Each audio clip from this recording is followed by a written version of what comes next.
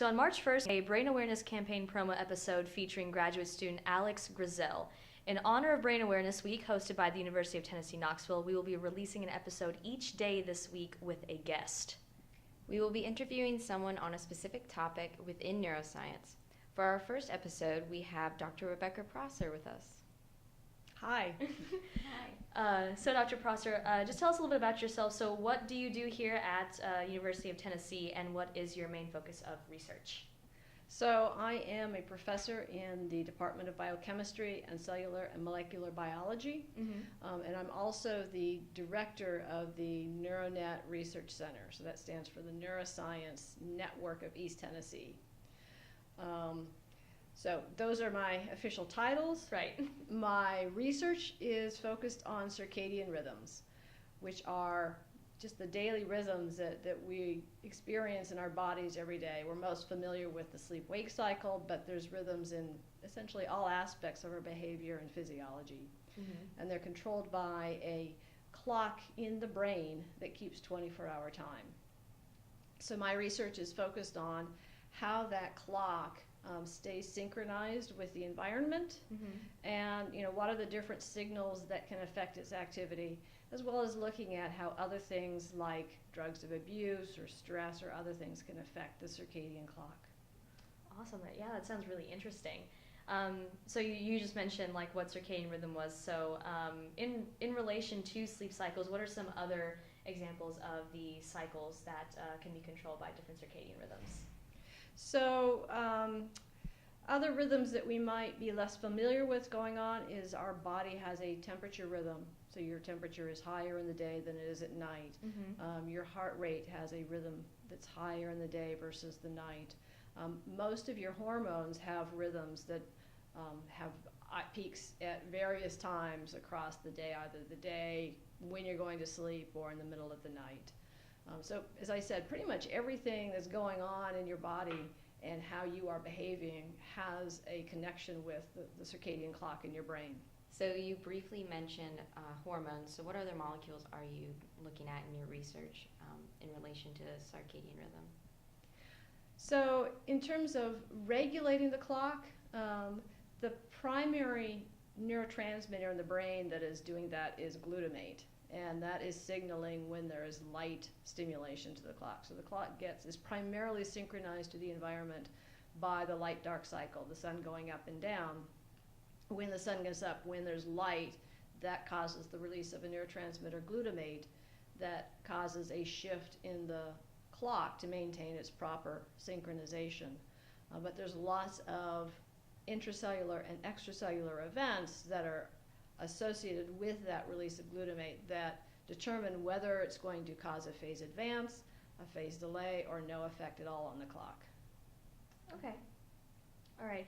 So regarding alcohol and stress, how can that play a factor into the regulation of a person's rhythm? Okay, well, it turns out that alcohol affects everything really in your brain. Right. Because it has two dominant effects. One is it inhibits the signaling of glutamate, which I just mentioned, but it also enhances the signaling of another neurotransmitter called GABA. And GABA and glutamate are the two primary neurotransmitters throughout the brain. So alcohol will affect just about everything going on in the brain. What we've shown is that alcohol will directly inhibit that ability of light or glutamate to maintain proper synchronization of the clock. A lot of that is by inhibiting glutamate. It's probably some associated with it enhancing GABA signaling, but we haven't looked at that. That's the immediate effect of alcohol. But there's another effect that occurs with regular consumption of alcohol, which is called tolerance.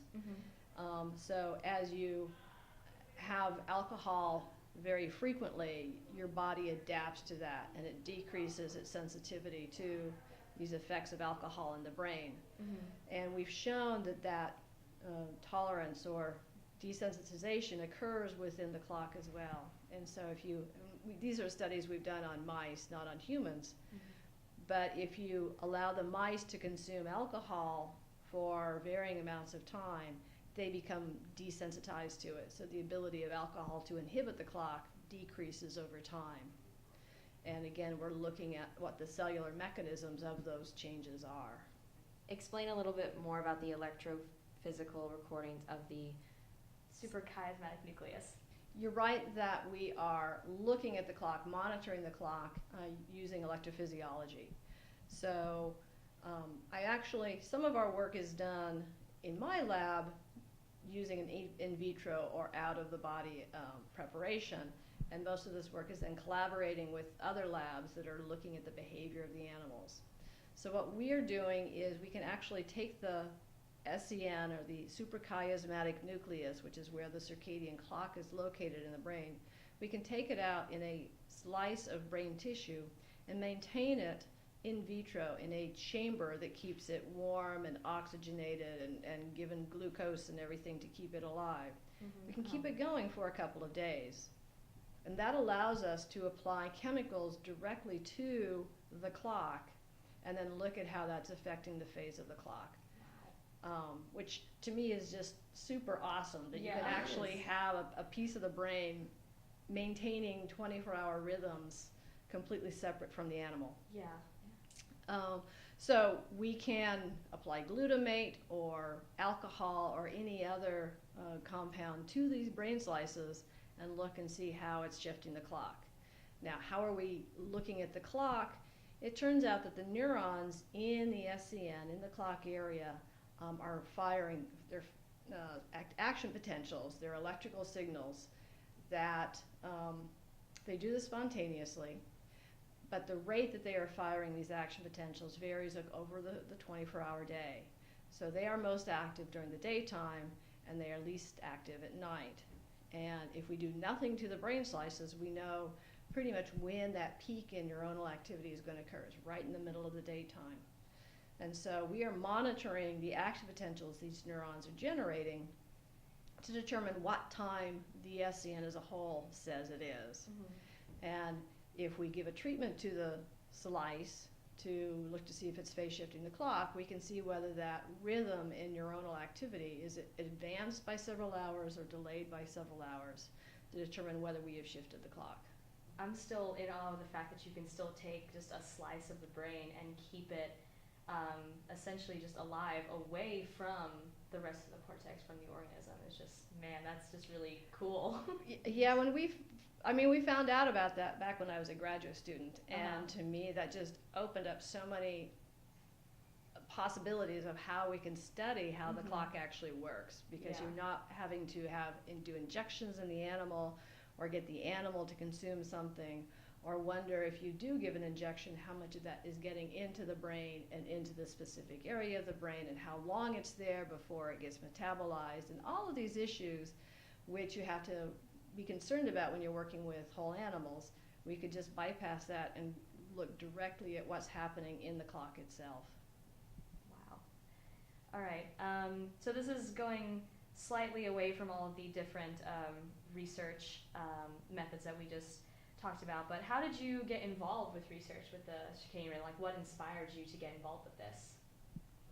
So as an undergraduate, I was interested in behavior, and I actually did something very similar to what they do with college scholars here. I created my own major, and I put together courses in biology and psychology and anthropology, anything I could find that had to do with behavior. And when it came to applying to graduate school, neuroscience was the most obvious direction to go with that. And this was very early on when there were graduate programs in neuroscience. The lab I joined as a graduate student was looking at the regulation of body temperature, but they had recently gotten into looking at this circadian rhythm in body temperature and trying to figure out what parts of the hypothalamus were regulating different aspects of the body temperature rhythm. And my project got to be looking to see whether, in fact, this SCN, the circadian, what was thought at the time to be the circadian clock, did it control the body temperature rhythm just like the activity and drinking rhythms that had been done before? So I was doing a lot of work on rats, trying to lesion this very, very, very small area of the brain and monitor their different rhythms to see if we could eliminate the body temperature rhythm, which was a long process. And we were getting some really good data, but I found that I was asking questions of myself of how this thing works, as opposed to, is this the area it's located in? Yeah. And you couldn't really do that using the whole rats. Meanwhile, another lab in a different department, I was in the psychology department, there was a department of physiology and biophysics. There was a lab there who was pioneering this brain slice technique with the SCN. The graduate student who was doing that decided he didn't want to continue it after he had perfected the technique, and another faculty member started doing it, and I started working with her. So I shifted labs, I shifted departments in order to go to a model system that really was going to be amenable to answering some of the questions I was interested in. And I've pretty much stuck with it ever since. It's exciting though. Awesome.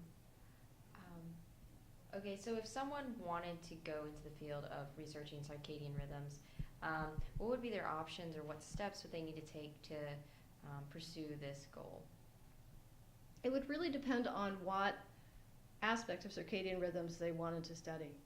It's a very broad field, and it goes from everyone going from looking at the specific genes and the molecular mechanisms that are controlling this 24-hour rhythm, all the way up through people going out into the field, doing field work and looking at circadian rhythms of animals, even looking at circadian rhythms of individuals in different environments, and how, for example, our rhythms are different if we are in the mountains of Colorado camping versus in the middle of the city where we have all the lights and noise and everything else.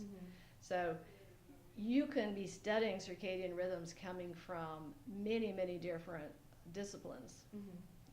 You would need to obviously read and learn about the circadian rhythms, find out what different departments at different universities have individuals doing circadian rhythm work, or doing work that could be applied to circadian rhythms. They may not be studying circadian rhythms themselves, but they might be using electrophysiology or molecular biology or some other techniques that could be applied to circadian rhythms, depending on what type of questions you want to answer.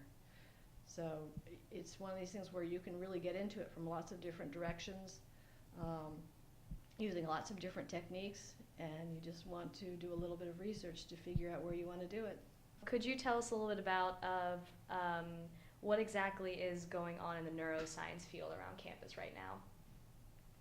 That's a really cool question, because there is so much going on with neuroscience here across almost every college on campus. So this is obviously the Brain Awareness Month, or the Brain Awareness Campaign that graduate students and undergraduate students are leading the efforts on in March going into April. But we and the NeuroNet Research Center have been, in the last 5 years, working to increase communication, collaborations between faculty across all aspects of the campus. So we have over 100 faculty members on our email list, whether they're in College of Engineering, Arts and Sciences, Social Work, College of Nursing, every aspect. And we're even starting now to talk to faculty in architecture, in English, in art, because these are areas that are connected to neuroscience as well.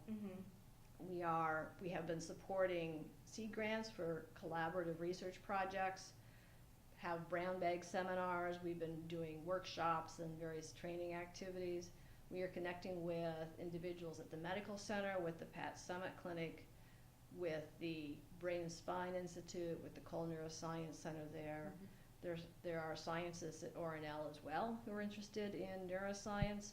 And what we're trying to do is open those lines of dialogue, try to get people connected with somebody else that they wouldn't have necessarily known were just doing research related to something they're interested in, and enhance that research potential.